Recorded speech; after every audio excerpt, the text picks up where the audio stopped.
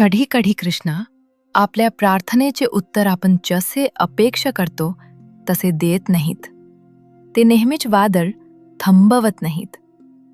कधी कधी ते वादाची दिशा बदलत, एक रस्ता बंद करत, एक प्रवास मध्येच थांबवत आणि शांतपणे आपल्याला तिथे घेऊन जात, जिथे कोणाची तरी प्रार्थना आपल्या येण्याची वाट पाहत असते.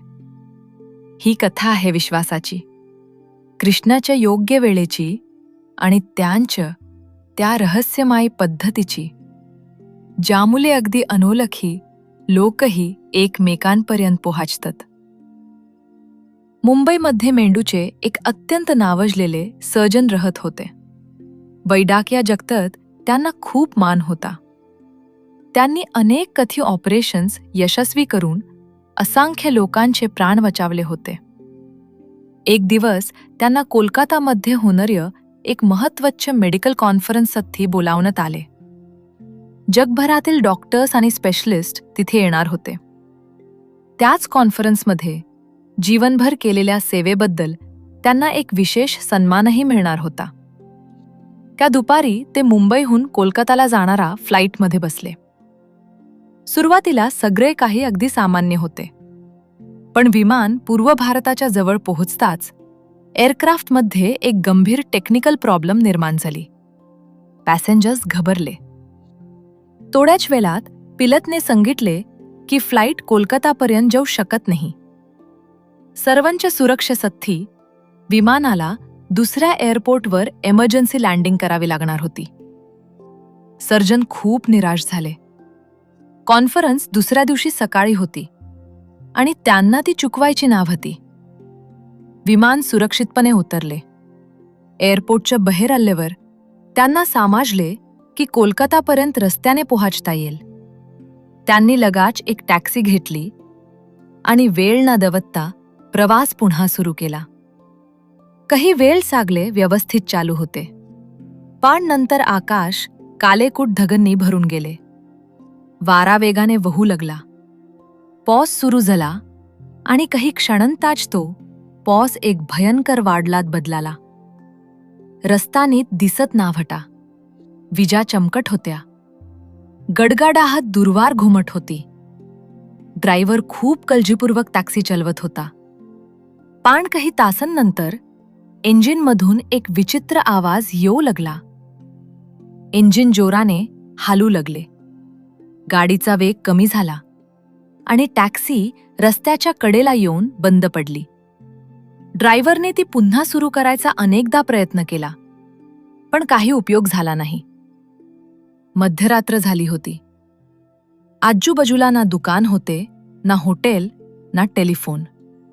फक्त अंधार, मुसळधार पाऊस आणि दूर काही घरांच्या खिडक्यांतून दिसणारा मंद प्रकाश.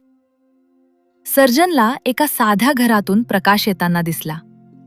दुसरा कोणताही पर्याय नसल्यामुळे ते पाऊस चालत त्या घराजवळ गेले आणि दरवाजावर टकटक केली. एका स्त्रीने दरवाजा उघडला. तिचे कपडे अगदी साधे होते. घराची परिस्थिती बेताची आहे हे सहज लक्षात येत होते. सुरेगाने आपली अडचण सांगितली आणि विचारले, तुमच्याकडे टेलिफोन आहे का? मला दुसरी गाडी बोलावायची आहे. स्त्रीने नकारार्थी मान हलवली. डॉक्टर साहेब, आम्हाला टेलिफोन परवडत नाही. मग तिने त्यांच्या भिजलेल्या कपड्यांकडे पाहिले आणि म्हणाली, पण तुम्ही पूर्णपणे भिजला आहात. खूप दमलाही असेल. आता या, वाढाल कमी होईपर्यंत गरम चहा घ्या. सुरेगाने तिचा प्रेमळ आग्रह स्वीकारला. घरात गेल्यावर कुटुंबाने त्यांना बसायला जागा दिली. त्या स्त्रीने गरम चहा आणि काही बिस्किट्स आणले. त्यांच्याकडे स्वतःसाठी फारसे काही नव्हते, तरीही त्यांनी एक अनोळखी प्रवाशाचे मनापासून स्वागत केले. चहा पीत असताना सर्जनने पाहिले की कुटुंब कृष्णाच्या एक छोट्या मूर्तीसमोर जमात होते. त्यांनी दिवा लावला, हात जोडले आणि संध्याकाळची प्रार्थना सुरू केली. त्या स्त्रीने सुरेखपणे प्रार्थना सुरू केली. सर्जन नम्रपणे हसून म्हणाले, मी तुमच्या श्रद्धेचा आदर करतो, पण मला देववर विश्वास नाही. हे ऐकून तिला थोडे आश्चर्य वाटले. तिला विज्ञान किंवा तत्वज्ञानातली मथ्या गोष्टी माहीत नव्हती, पण तिची श्रद्धा सद्धी आणि मनापासून होती. ती म्हणाली, डॉक्टर साहेब, आमच्याकडे 2 गायी आहेत. त्या साधे गावात खतात आणि आम्हाला पौष्टिक दूध देतात. त्यांचा दूधवर आमचा उत्पादनरवाच चालतो. मी त्यांच्याकडे पाहते तेव्हा मला देवाची दया दिसते. सर्जन शांतपणे ऐकत राहिले. तिने बाहेर पडणाऱ्या पावसाकडे पाहिले आणि म्हणाली, नदी आणि समुद्रातले पाणी वाफेच्या रूपात आकाशात जाते. त्याचे ढग बनतात. ते ढग दूरवर प्रवास करून शेतांवर पाऊस पडतात. पिके उगवतात, प्राण्यांना पाणी मिळते आणि मनस जगतो. डॉक्टर साहेब, अशी सुंदर व्यवस्था कोणतेही दैवी बुद्धीविना काशी असू शके? सर्जन हलकेच हसले. त्यांना इव्हॅपोरेशन, कॉन्डेन्सेशन आणि पावसामध्ये असलेले सायंटिफिक नियम चांगले माहीत होते. त्यांच्या दृष्टीनं पाऊस ही एक नैसर्गिक प्रक्रिया होती. देवाच्या अस्तित्वाचा पुरावा नव्हता. पण त्या साध्या, श्रद्धालू स्त्रीशी वाद घालण्याची त्यांची इच्छा नव्हती. तेवढ्यात त्यांची नजर खोलीच्या एक कोपऱ्यात पडलेल्या छोट्या मुलीकडे गेली. ती खूप अशक्त दिसत होती. अचानक तिच्या अंगाला झटका आला. तिचे शरीर तज्जले आणि तिचे हात थरथरू लागले. तिचे आई वडील तत्काळ तिच्याकडे धावले. त्यांनी काळजीपूर्वक तिचे डोके सांभाळले आणि झटका कमी होईपर्यंत तिच्या जवळ राहिले. सर्जननेही लक्षणे तत्काळ ओळखली. त्यांनी गंभीरपणे विचारले, तुमच्या मुलीला नेमके काय झाले आहे? वडिलांनी नजर खाली केली. ते म्हणाले, डॉक्टर साहेब, तिला वारंवार खूप गंभीर झटके येतात. आम्ही तिला रुग्णालयात नेले होते. डॉक्टर्स म्हणाले की तिची परिस्थिती अत्यंत नाजूक आहे. ते काही क्षणात तंबले आणि पुढे म्हणाले, मेंदूचे एक विशेष ऑपरेशन कदाचित तिला वाचवू शकेल, पण ते ऑपरेशन खूप अवघड आहे. फक्त मोजकेच सर्जन्स ते करू शकतात. सर्जन थोडे पुढे झुकले. त्यांनी विचारले, डॉक्टर्सनी कोणत्या सर्जनकडे जायला सांगितले? वडिलांनी एक जुनी मेडिकल फाईल आणली. त्यात रिपोर्ट्स आणि रेफरल लेटर होते. त्यांनी ती फाईल सर्जनच्या हातात दिली. सर्जनने लेटर उघडले आणि त्यांची नजर एक नावावर येऊन थांबली. ते काही क्षण स्तब्ध झाले. त्या कागदावर लिहिलेले नाव त्यांचे स्वतःचे होते.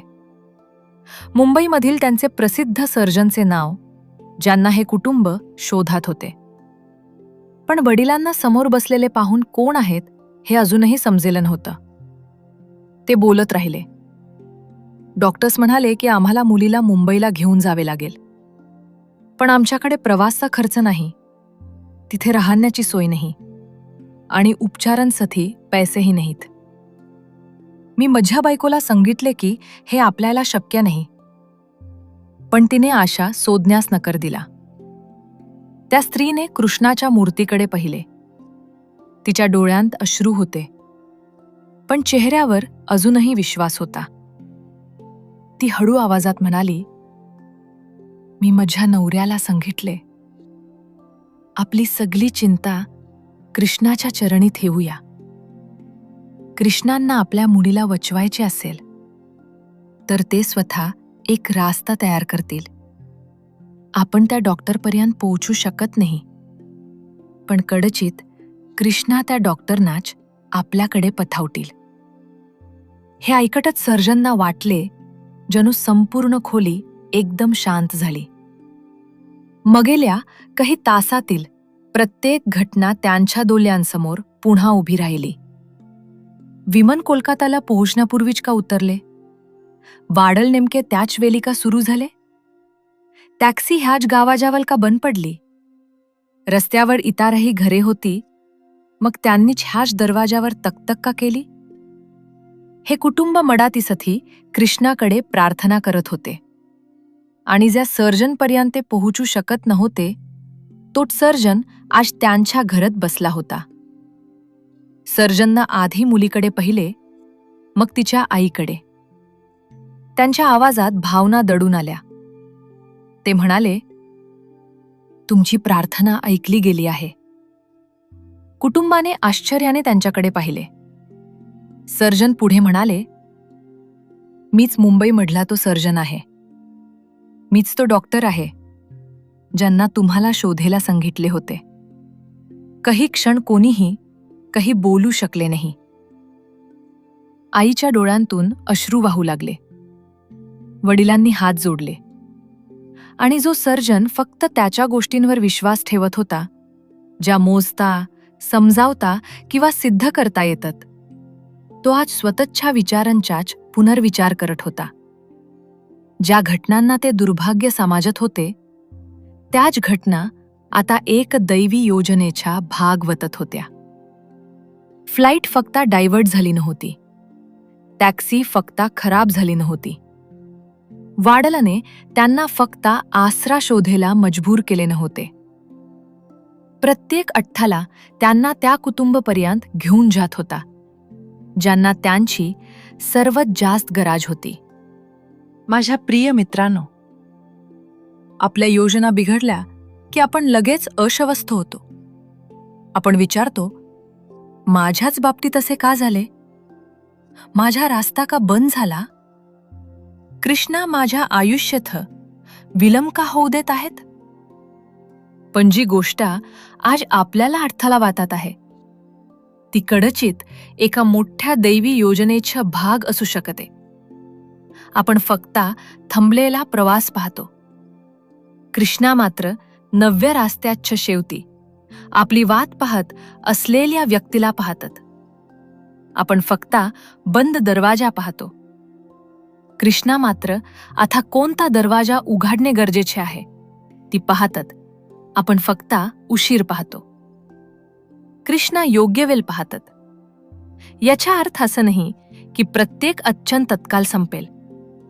विश्वास म्हणजे जीवन नेहमीच सोपे असेल अशी हमी नाही. विश्वास म्हणजे आपल्याला पुढचा रास्ता समाजात नसला तरी कृष्णांनी आपली साथ सोडलेली नाही हा भरोसा. भगवद्गीतेत कृष्णा आपल्याला शिकवतात, आपले कर्तव्य करा, मन स्थिर ठेवा आणि आपल्या कर्माचे फळ त्यांच्या चरणी अर्पण करा. आपण प्रामाणिकपणे पूर्ण प्रयत्न केले पाहिजेत. गरज पडली तर मदत मागितली पाहिजे. जबाबदारीने वागले पाहिजे. पण आपल्या हातात असलेले सर्व काही केल्यानंतर भीतीला आपल्या मानावर राज्य करू देऊ नये. काही काही आपण शांतपणे म्हणले पाहिजे, कृष्णा, माझ्या हातात होते ते सर्व मी केले आहे. आता हा भार मी तुमच्या चरणी ठेवतो आहे. कृपया मला योग्य रस्ता दाखवा. खरा विश्वास म्हणजे कमजोरी नाही. खरा विश्वास म्हणजे असे धैर्य जे पुढचा रास्ता दिसत नसला तरी आपल्या मनातली आशा जिवंत ठेवते. खरा विश्वास म्हणजे अशी शक्ती जी वादालतही आपल्याला पुढे चलत राहायला शिकावते. आणि खरा विश्वास म्हणजे असे शहाणपण जे आपल्याला समजावते की कृष्णांचे उत्तर कधी आपण कल्पनाही केली नसेल अशा रूपात येते. कधी चमत्कार वादळ थांबण्यात नसतो. चमत्कार येत असतो की तेच वादळ योग्य व्यक्तीला आपल्या दरवाजापर्यंत घेऊन येते. म्हणून जेव्हा आपल्या योजना अचानक बदलतात, जेव्हा एखादा प्रवास थांबतो किंवा जीवन आपल्याला आशा ठिकाणी घेऊन जाते जिथे जाण्याचा आपण कधी विचारही केला नव्हता, तेव्हा लगेच आशा सोडू नका. थांबा. एक खोल श्वास घ्या. आपले कर्तव्य करत राहा आणि लक्षात ठेवा, कदाचित कृष्णा आपल्या पावलांची दिशा आशा एका कारणासाठी बदलत असतील, जे कारण अजून आपल्यासमोर प्रकट झालेले नाही. विश्वास ठेवा. आज जे वाणन चुकीचे वाटत आहे, उद्या तोच रास्ता कोणच्या तरी प्रार्थनेचे उत्तर ठरू शकतो. या कथेने तुमचा विश्वास अधिक दृढ केला असेल तर कठीण कालातून जाणाऱ्या एखाद्या व्यक्तीबरोबरही कथा नक्की शेअर करा. आणि भगवान कृष्णाच्या शिकवणीवर आणि सनातन धर्मावर आधारित अशाच प्रेरणादायक कथा आणि जीवनातील अनमोल संदेशांसाठी असा हिंदू विजनमला सबस्क्राईब करा. भगवान कृष्णा तुमच्या मनातली प्रत्येक भीती दूर करतो, तुमच्या पावलांना योग्य दिशा देतो आणि त्यांच्या दैवी वेळेवर विश्वास ठेवण्याची शक्ती तुम्हाला देतो. हरे कृष्ण.